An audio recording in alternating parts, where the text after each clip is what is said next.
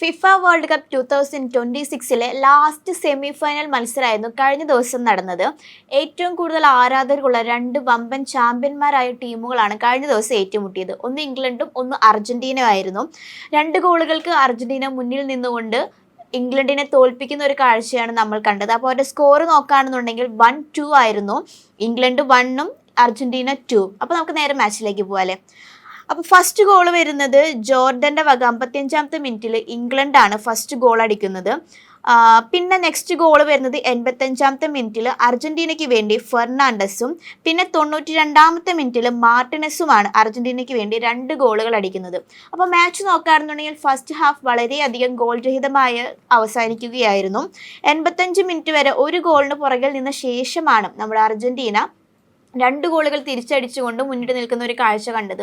അപ്പോൾ ഇത്രയും നാളത്തെ അർജന്റീനയുടെ മാച്ച് നോക്കുകയാണെന്നുണ്ടെങ്കിൽ ലാസ്റ്റ് മിനിറ്റിലാണ് അർജന്റീന ഗോളുകൾ അടിച്ച് വിജയിക്കുന്ന ഒരു കാഴ്ച നമ്മൾ കണ്ടത്. ഇപ്പോൾ മുൻപത്തെ മത്സരങ്ങൾ ഈജിപ്ത് ആണെങ്കിലും സ്വിറ്റ്സർലൻഡ് ആണെങ്കിലും ഏത് മത്സരം നോക്കുകയാണെന്നുണ്ടെങ്കിൽ അത് തന്നെയാണ് സംഭവിച്ചിരിക്കുന്നത്. അതേ ചരിത്രം തന്നെ 2026 മറ്റൊരു ചരിത്രമായിട്ട് മാറിയിരിക്കുകയാണ്. അവസാന നിമിഷം വിസിലടിക്കുന്നത് വരെ അർജന്റീനയുടെ കൂടെ മത്സരിക്കുന്നവർ ആ മത്സരം കഴിഞ്ഞു എന്ന് വിചാരിച്ച് വിധി എഴുതരുത് എന്ന് വീണ്ടും കൂട്ടിയുറപ്പിച്ചു കൊണ്ടുള്ള ഒരു മത്സരം കൂടിയായിരുന്നു ഇംഗ്ലണ്ടിനെതിരെ നടന്ന അതേ മത്സരം. അപ്പോൾ നമുക്ക് മാച്ചിലേക്ക് നോക്കുകയാണെന്നുണ്ടെങ്കിൽ ഗോൾ നേടിയ ശേഷം നമ്മുടെ ഇംഗ്ലണ്ടിൻ്റെ ഫസ്റ്റ് ഗോൾ വന്നതിന് ശേഷം ഇംഗ്ലണ്ട് ടീം മുഴുവനായിട്ട് ഡിഫൻസിലേക്ക് കടക്കുന്ന ഒരു കാഴ്ചയാണ് കണ്ടത്. ഇൻക്ലൂഡഡ് അതിൻ്റെ ക്യാപ്റ്റനായ ഹാരി കെയ്ൻ വരെ. അവർ ഫസ്റ്റ് ഗോൾ അടിച്ചപ്പോൾ തന്നെ അവർ കോൺഫിഡൻസ് ആയി. അതുപോലെ തന്നെ അവർ ഡിഫൻസിലേക്ക് കടക്കാണ്. അപ്പോൾ നിൽക്കുന്ന ടീം ഏതാണ്, അവരുടെ ശക്തി എത്രയാണെന്നൊന്നും അവർ നോക്കുന്നില്ല, നേരെ ഡിഫൻസിലേക്ക് കടക്കുന്ന ഒരു കാഴ്ചയാണ് കണ്ടത്. ആ ഒരു ഭാഗത്തു നിന്നാണ് ഏറ്റവും കൂടുതൽ ഗോളുകൾ വരുന്നതും. അവർ പിന്നീട് ഗോൾ അടിക്കാൻ ശ്രമിച്ചിട്ടില്ല, നേരെ ഡിഫൻസിലേക്ക് കടക്കാണ് ചെയ്യുന്നത്. പിന്നെ ഈ ഗോൾ വന്നേക്കുന്നത് ഇത്തവണത്തെ മാച്ചിൽ നമ്മുടെ മെസ്സി ഗോൾ അടിക്കുന്നുണ്ടായിരുന്നില്ല. മാർട്ടിനസും അതുപോലെ ഫെർണാണ്ടസുമാണ് നമ്മുടെ അർജന്റീനയ്ക്ക് വേണ്ടി ഗോൾ അടിക്കുന്നത്. മാത്രമല്ല ഈ 2 ഗോളുകളും വന്നേക്കുന്നത് മെസ്സിയുടെ അസിസ്റ്റിൽ വഴിയാണ്. മെസ്സിയുടെ അസിസ്റ്റിലാണ് ഈ 2 ഗോളുകളും വരുന്നത് എന്നുള്ള ഒരു കാഴ്ചയും കൂടി ഉണ്ടായിരുന്നു. അപ്പോൾ ഗോൾഡൻ ബൂട്ടിലേക്ക് വേണ്ടി മത്സരിച്ചുകൊണ്ടിരുന്ന എംബാപ്പെ, മെസ്സി ഇവരുടെയൊക്കെ മത്സരം നടന്നുകൊണ്ടിരിക്കുകയാണല്ലേ. അപ്പോൾ അതിലേക്ക് ഇനി വേറെ ആർക്കും നോക്കേണ്ട ആവശ്യം വരുന്നില്ല എന്ന് ഉറപ്പിച്ചുകൊണ്ട് ഈ 2 അസിസ്റ്റും കൂടി കടന്ന് ഇരിക്കുകയാണ് നമ്മുടെ മെസ്സി. നമ്മുടെ അർജന്റീനയ്ക്ക് 2 ഗോളുകൾ ഉണ്ടായിരുന്നു. 2 ഗോളുകൾ നമ്മൾ അവർ ഉറപ്പിച്ച ആ ഒരു സിറ്റുവേഷനിൽ ജോർദാൻ്റെ പിക്ഫോർഡ് രക്ഷപ്പെടുത്തുന്ന ഒരു കാഴ്ചയാണ് കണ്ടത്. അർജന്റീനയ്ക്ക് അതുകൊണ്ട് ഗോൾ അടിക്കാൻ കഴിഞ്ഞില്ല. അർജന്റീനയ്ക്ക് നേരെ വിനയാവുക ചെയ്യായിരുന്നു ജോർദാൻ പിക്ഫോർഡിൻ്റെ ആ ഒരു സേവ് എന്ന് പറയുന്നത്. മാത്രമല്ല പിന്നെ ഈ ഒരു മാച്ചിൽ എടുത്തു പറയേണ്ട ഏറ്റവും വലിയൊരു കാര്യം എന്ന് പറയുന്നത് ഒരുപാട് ഫൗളുകൾ ഉണ്ടായ ഒരു മത്സരം കൂടിയായിരുന്നു. ഇംഗ്ലണ്ടിൻ്റെ ഭാഗത്തുനിന്ന് 7 ഫൗളും അതുപോലെ തന്നെ അർജന്റീനയുടെ ഭാഗത്തുനിന്ന് 12 ഫൗളുകൾ ഉണ്ടായ ഒരു മത്സരമായിരുന്നു. ഇത്തവണത്തെ 2026 ഫിഫ വേൾഡ് കപ്പ് നോക്കുകയാണെന്നുണ്ടെങ്കിൽ ഏറ്റവും കൂടുതൽ ഫൗളുകളും അതുപോലെ തന്നെ ഹാൻഡ് ബോളും റെഡ് കാർഡും അതുപോലെ തന്നെ സ്വന്തം പോസ്റ്റിലേക്ക് തന്നെ ഗോൾ അടിക്കുന്ന ഒരുപാട് കാഴ്ചകൾ കണ്ട ഒരു മത്സരം കൂടി, എല്ലാം കൂടി മിക്സ്ഡ് ആയിരുന്നു. കഴിഞ്ഞ തവണത്തൊക്കെ മാച്ച് എടുത്ത് നോക്കുകയാണെന്നുണ്ടെങ്കിൽ കൂടിപ്പോയ ആകെ ഒരു 6 റെഡ് കാർഡൊക്കെ വന്നിട്ടുണ്ടായിരുന്നു. അതുപോലെ ഹാൻഡ് ബോളുകൾ കുറവായിരുന്നു. പക്ഷേ ഇത്തവണത്തെ മാച്ചിൽ ഹാൻഡ് ബോളുകളും റെഡ് കാർഡുകളും ഫൗളുകളൊക്കെ ഓരോ മത്സരം കഴിയും തോറും കൂടി വരുന്ന ഒരു കാഴ്ചയാണ് ഇതിൽ കണ്ടിട്ടുള്ളത്. പിന്നെ ഇതിൽ മാച്ച് നോക്കുകയാണെന്നുണ്ടെങ്കിൽ ഫസ്റ്റ് ഹാഫിൽ 45 മിനിറ്റിനുള്ളിൽ അർജന്റീന 2 ഗോൾ അവസരങ്ങളാണ് അർജന്റീനയ്ക്ക് ഉണ്ടായിരുന്നത്. പക്ഷെ അതൊന്നും ഓൺ ടാർഗറ്റ് ആയിരുന്നില്ല. ഇംഗ്ലണ്ടിന് ആകെ ഉണ്ടായിരുന്നത് 2 ഗോൾ അവസരങ്ങൾ. ഇതൊന്നും ഓൺ ടാർഗറ്റ് ആയിരുന്നത് കൊണ്ടാണ് ആ ഫസ്റ്റ് ഹാഫ് ഗോൾ രഹിതമായി ഇംഗ്ലണ്ടും അതുപോലെ തന്നെ അർജന്റീനയും മുന്നോട്ട് പോയത്.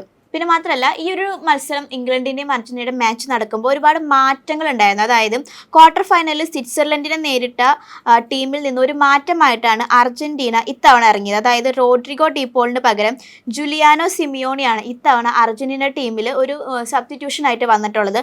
അതേപോലെ തന്നെ ഇംഗ്ലണ്ടിനും മാറ്റങ്ങളുണ്ടായിരുന്നു. 3 പേരെ മാറ്റി ഇംഗ്ലണ്ട് സ്ഥാപിച്ചിട്ടുണ്ടായിരുന്നു. എസ്ട്രി കൊൻസയ്ക്കും നിക്കോ ഒറേലിക്കും പകരം റീസ് ജെയിംസും ജെഡ് സ്പൈഡർ എന്നിവരാണ് വന്നിട്ടുള്ളത്. അങ്ങനെ 2 മാറ്റങ്ങളും അതുപോലെ തന്നെ ക്വാർട്ടർ ഫൈനലിലത്തെ ആ മാറ്റങ്ങളൊക്കെ മാറ്റി വെച്ചുകൊണ്ട് ഒരു 2-3 സബ്സ്റ്റിറ്റ്യൂഷൻ മാറ്റിയാണ് ഇംഗ്ലണ്ടും അതുപോലെ തന്നെ അർജന്റീനയും ഈ സെമി ഫൈനലിൽ കളിച്ചിട്ടുണ്ടായിരുന്നത്. ഈ ഒരു മാച്ചിൽ നമ്മൾ കഴിഞ്ഞ മാച്ചുകളെല്ലാം എടുത്ത് നോക്കുകയാണെന്നുണ്ടെങ്കിൽ എല്ലാ മാച്ചിലും അർജന്റീന ഗോൾ അടിക്കുന്ന ഒരു കാഴ്ച നമ്മൾ കണ്ടു. റൗണ്ട് 60 ആണെങ്കിലും 32 ആണെങ്കിലും ക്വാർട്ടർ ആണെങ്കിലും. പക്ഷേ കഴിഞ്ഞ 2 മത്സരങ്ങളായിട്ട് അർജന്റീനയ്ക്ക് വേണ്ടി മെസ്സി ഗോൾ അടിക്കുന്നില്ല, പകരം അസിസ്റ്റുകളാണ് വരുന്നത്. അതുകൊണ്ട് തന്നെ ഈ ഒരു മാച്ചിൽ ഏറ്റവും കൂടുതൽ ഗോൾ അടിക്കുന്ന ഒരു താരമായിട്ട് നമ്മുടെ മെസ്സി മാറിയിരിക്കുകയാണ്. 8 ഗോളുകളും 4 അസിസ്റ്റുമാണ് മെസ്സിക്ക് 2026 ഫിഫ വേൾഡ് കപ്പിൽ ഈ ഒരു മാച്ചിലൂടെ ഉണ്ടായിട്ടുള്ളത്. അതുപോലെ സെക്കൻഡ് പൊസിഷനിൽ നിൽക്കുന്നത് നമ്മുടെ സ്വന്തം കിലിയൻ എംബാപ്പയാണ്. 8 ഗോളും 3 അസിസ്റ്റാണ് ഉള്ളത്. അതുകൊണ്ട് തന്നെ ഇവർ തമ്മിലാണ് ഈ ഗോൾഡൻ ബൂട്ടിൻ്റെ ഒരു മത്സരം നടക്കുന്നത്. ഇനി ഒരു മാച്ചും കൂടി നമ്മുടെ മെസ്സിക്ക് ഉണ്ട്, അത് ഫൈനലാണ്. ഫൈനലിൽ നമ്മുടെ അർജന്റീന ടീം നേരിടാൻ പോകുന്നത് സ്പെയിനെയാണ്.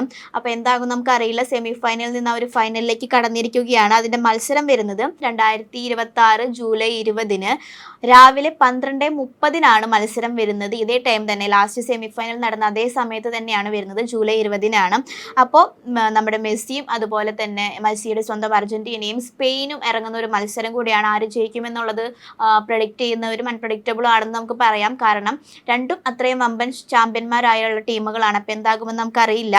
അപ്പോൾ എന്തുകൊണ്ടും ഈ ഒരു ഫിഫ വേൾഡ് കപ്പ് അവസാനത്തിലേക്ക് കടക്കുമ്പോൾ എടുത്തു പറയേണ്ട ഏറ്റവും വലിയൊരു കാര്യം എന്ന് പറയുന്നത് മറ്റുള്ള വേൾഡ് കപ്പിനെ എല്ലാം അപേക്ഷിച്ചു ഒരുപാട് ഹാൻഡ് ബോളും അതുപോലെ തന്നെ റെഡ് കാർഡുകളും അതുപോലെ ഫൗളുകളൊക്കെ നിറഞ്ഞ ഒരു മത്സരം കൂടിയായിരുന്നു മറ്റുള്ള ഗെയിമുകളെല്ലാം അപേക്ഷിച്ച്. കഴിഞ്ഞ വർഷത്തെ മത്സരം നോക്കുകയാണെന്നുണ്ടെങ്കിൽ മാത്രമല്ല ഒരുപാട് ഹേറ്റേഴ്സ്, പല ടീമുകളുടെയും ഹേറ്റേഴ്സ് കൂടി വന്നിട്ടുണ്ട് പല ടീമുകൾക്കും. അതുപോലെ തന്നെ ഫാൻസ് ഉണ്ടായിട്ടുണ്ട്.